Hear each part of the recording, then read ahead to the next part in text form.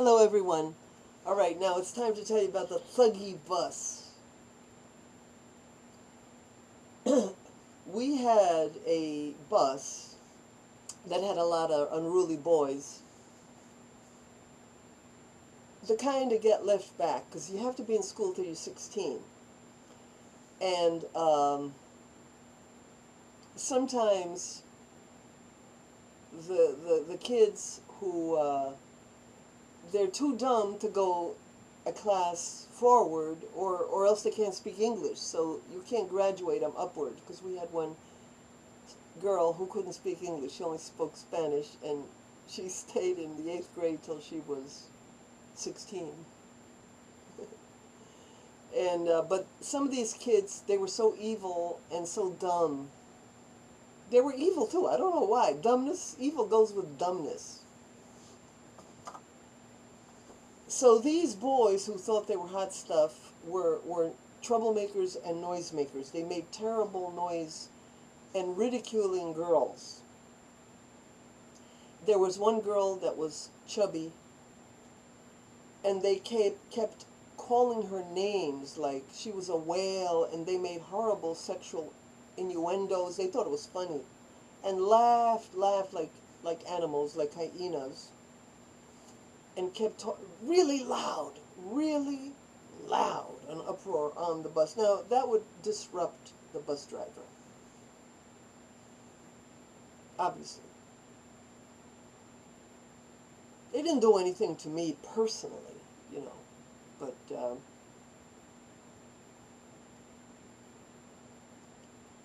Mr. Anderson was the bus driver, and my girlfriend and neighbor, Carol Anderson, was on the bus with me, and we were friendly. I loved her. She invited me to dinner to her house once. I was treated like a human being.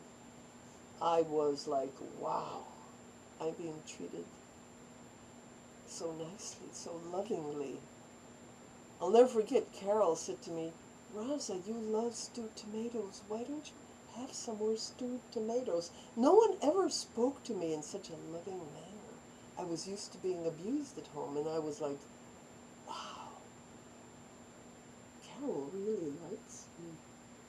She asked me if I wanted to have some more stewed tomato. They were homemade, by the way, stewed. They were delicious. Oh my God, her mom made them, and they were great.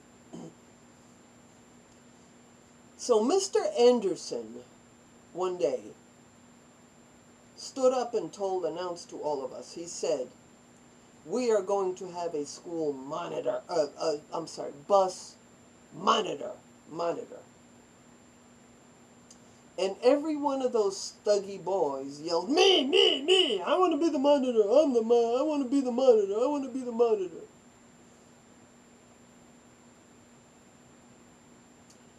A day or two later, Mr. Anderson, while the bus is not yet rolling, walks all the way back to the last seat where I was sitting, and he looks right at me and he says, "Cat got your tongue?" I go, "You the monitor."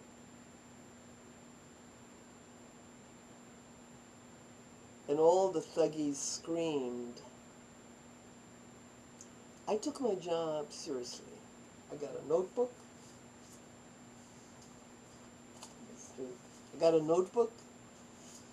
A pen, and every single day on the bus, I wrote down the names of each thuggie that made all the noise and what he was doing, and what he was saying, and put his name. And I didn't always know all their names, so I would ask, you know, the other kids, what is his name, his first and last name? And I would write it down, first and last name, and what he did. I'll never forget the one event or things that they did. They would find men's magazines. I don't know where they got them, probably from their fathers or uncles or somebody. But they would find men's magazines with nudity and sex subjects, and would all share them and look at them and everything. So I would put down their names, and I said, looking at dirty pictures, the way we were taught in catechism. We were basically taught anything to do with nudity and sex is dirty. Therefore, it was dirty. So that's all I knew. That's how I saw it. That's how I understood it.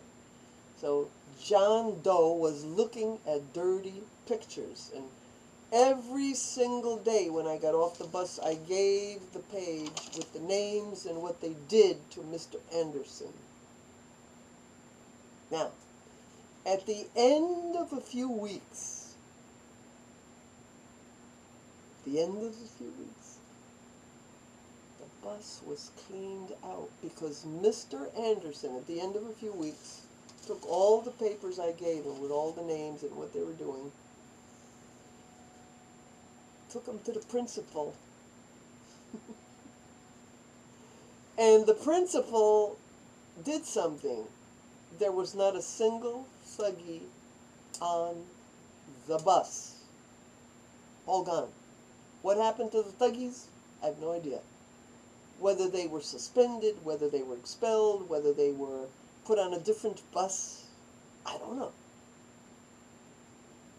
But I was always the monitor.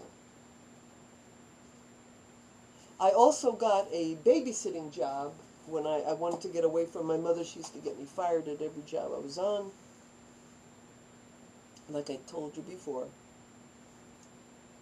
I saw an ad in the paper by a doctor and his wife that needed a babysitter, child care, for 2 children, and it only paid $20 a week. Now, $20 a week is pocket change. But I went for it. I called them up.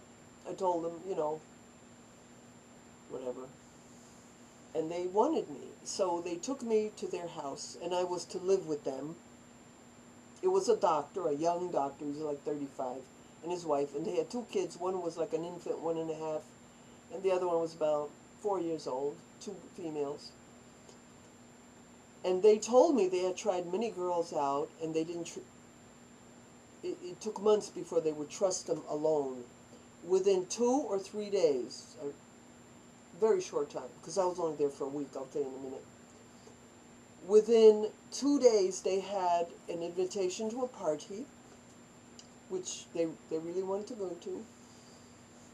And I remember Mrs. Doctor got dressed up beautifully, and they said, "We have never trusted a female the way we trust you, and we're going to leave you.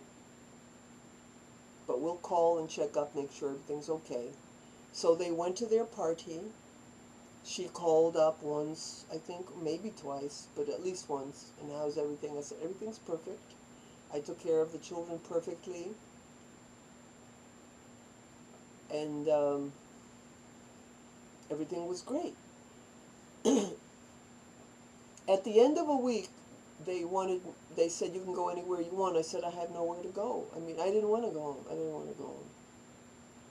I think I should have gone home anyway, but I didn't really want to. But my mother calls up. She calls up, and she basically sweet-talked, made me feel that she wanted me home.